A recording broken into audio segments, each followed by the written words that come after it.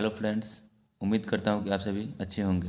आज हम लोग देखेंगे नाखून क्यों बढ़ते हैं, इसके लेखक परिचय देखेंगे। ठीक है। और फिर इसके ये छोटा वीडियो रहेगा और दूसरे वीडियो में रहेगा इसके इस मतलब लेखक परिचय जो क्या है, एक ललित निबंध है, इसका एक अलग से शॉर्ट वीडियो फिर बनाएंगे। इसमें सिर्फ और लेखक परिचय देखेंगे। ठीक है। जो लेखक नाखून क्यों बढ़ते इसके लेखक कौन थे? हजारी प्रसाद द्विवेदी। इसके लेखक कौन है? हजारी प्रसाद द्विवेदी। इनका जन्म कब होता है? 1907 में होता है। इनका जन्म कब होता है? 1907 में होता है। स्थान छपरा बलिया उत्तर प्रदेश। नाखून क्यों बढ़ते हैं इसके लेखक कौन है? हजारी प्रसाद द्विवेदी है। ठीक है। इनका जन्म कब होता है? 1907 में होता है और स्थान छपरा बलिया यानी उत्तर प्रदेश। दूसरा पॉइंट इनका देखें, अगला पॉइंट नहीं करें। हजारी प्रसाद द्विवेदी द्विवेदी का साहित्य भारतवर्ष के संस्कृति इतिहास की रचनात्मक परिणति है। हजारी प्रसाद द्विवेदी का साहित्य भारतवर्ष के संस्कृति इतिहास की रचनात्मक परिणति पर आधारित है। यानी हजारी प्रसाद द्विवेदी के जितने साहित्य जो भी है, साहित्य वर्ष की संस्कृति के इतिहास जितने भी है, वो किस पर? रचनात्मक परिणति पर आधारित है। कहेंगे ये जो थे ये अन्य भाषा के भी जानकार थे। जैसे में आप संस्कृत भाषा के जानकार थे, ये प्राकृत भाषा के, अपभ्रंश भाषा के और बांग्ला भाषा के। यानी ये और भाषा के किस किस भाषा के जानकार थे? ये संस्कृत के थे, प्राकृत भाषा के, अपभ्रंश भाषा और बांग्ला भाषा के थे। अलग अलग जो द्विवेदी जी थे, यानी हजारी प्रसाद द्विवेदी जी के अंदर एक साथ रूप देखे गए थे। हजारी प्रसाद जो द्विवेदी थे उनके अंदर कई व्यक्तियों के गुण देखने को मिले। जैसे में आपका कबीर दास, तुलसीदास, रविन्द्रनाथ, यानी इन सब तीनों व्यक्तियों के क्या है, उनके अंदर गुण देखने को मिला। क्वेश्चन कहेगा हजारी प्रसाद द्विवेदी को किन किन व्यक्तियों का गुण देखने को मिला? तो कबीर दास, तुलसीदास और रविन्द्रनाथ, इन तीनों व्यक्तियों का गुण उनके अंदर देखने को मिला। अगला पढ़ने करा, इनके अनुसार भारतीय संस्कृति एक जाति की देन नहीं है। हजारी प्रसाद द्विवेदी का कहना था कि भारतीय की जो संस्कृति है वो क्या एक जाति की देन नहीं है, यानी यहाँ पे अलग अलग जाति के लोग रहते हैं। अगला करें, साहित्य अकादमी पुरस्कार इनको मिला था, वो कौन से उन्होंने लिखी हुई थी जिसका नाम है आलोक पर्व। उन्हीं के रचना पर क्या मिला था? इनको साहित्य अकादमी मिला था। क्वेश्चन क्या आएगा? साहित्य अकादमी और हजारी प्रसाद द्विवेदी किस रचना के लिए मिला था? तो कौन सी रचना के लिए? आलोक पर्व रचना के लिए मिला हुआ था। अगला देखेंगे, इन्हें भारत सरकार ने इन्हें पद्म विभूषण से भी नवाजा था। साहित्य अकादमी के अलावा इन्हें क्या थे? इन्हें पद्म विभूषण से भी नवाजा गया था। पूछेंगे आलोक पर्व रचना के लिए कौन सा अवार्ड दिया गया? तो साहित्य अकादमी अवार्ड।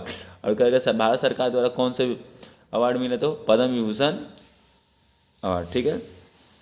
अगला कह रहा है कि लखनऊ विश्वविद्यालय द्वारा उपाधि मिली। इनको क्या हुआ? लखनऊ विश्वविद्यालय द्वारा किस चीज़ की उपाधि मिली? डीलिट की। किस चीज़ की उपाधि मिली?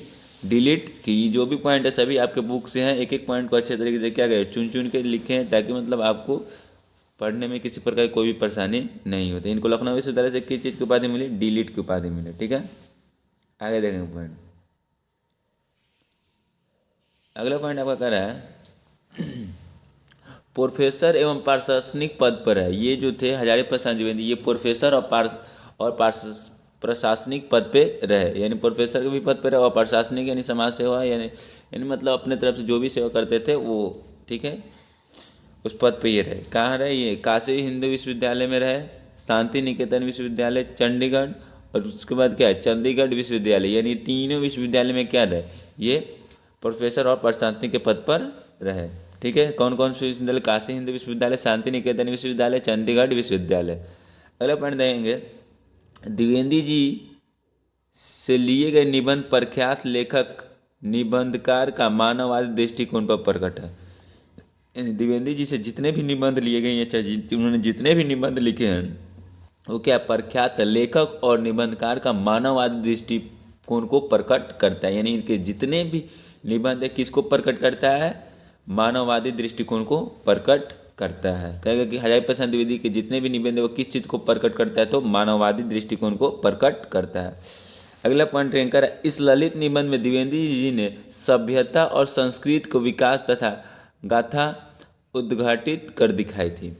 ये जो ललित निबंध है, जो नाखून क्यों बढ़ते हैं, इसमें क्या गए सभ्यता के बारे में बताया और संस्कृति के बारे में। ठीक है ना। क्योंकि क्या थे मतलब इनका कहना था कि आखिर ये इस बात पर लिखे हैं निबंध कि नाखून आखिर क्यों बढ़ते हैं, वो भी किस बात का, इनकी एक पुत्री रहती है वही सवाल करती है, उसी बात को लेकर ये क्या करते हैं, ये ललित निबंध लिखते हैं। और जो भी सभ्यता के अनुसार नाखून के जैसे जैसे काम वर्क यानी काम खत्म होते गया वैसे वैसे नाखून क्या हो गया, लोग धीरे धीरे छोटा रखना शुरू कर दिया। पहले के लोग बहुत बड़े बड़े नाखून रखते थे।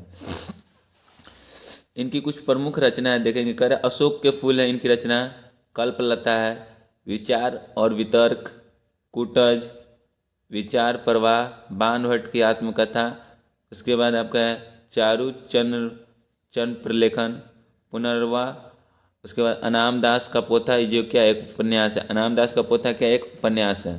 अगला है आलोक पर, इसी के लिए क्या मिला था इसको, साहित्य अकादमी अवार्ड मिला हुआ था। उसके बाद क्या है सुर साहित्य, मध्यकालीन बोध का स्वरूप, कबीर, उसके बाद है नाथ संप्रदाय, कालिदास की ललित योजना, विश्व भारती जो क्या एक शांति निकेतन लिखी गई थी। उसके बाद कौन सा है नाथ सिद्धो बनिया ग्रंथ संपादन। ये जितने भी है इनसे किसकी रचना है, ये किनकी रचना है, हजारी प्रसाद द्विवेदी की रचना है। यानी लेखक परिचय जितने भी थे सभी पॉइंट्स को हम बता दिए, इनको अच्छे से आप कॉपी में क्या करिएगा नोट कर लीजिएगा।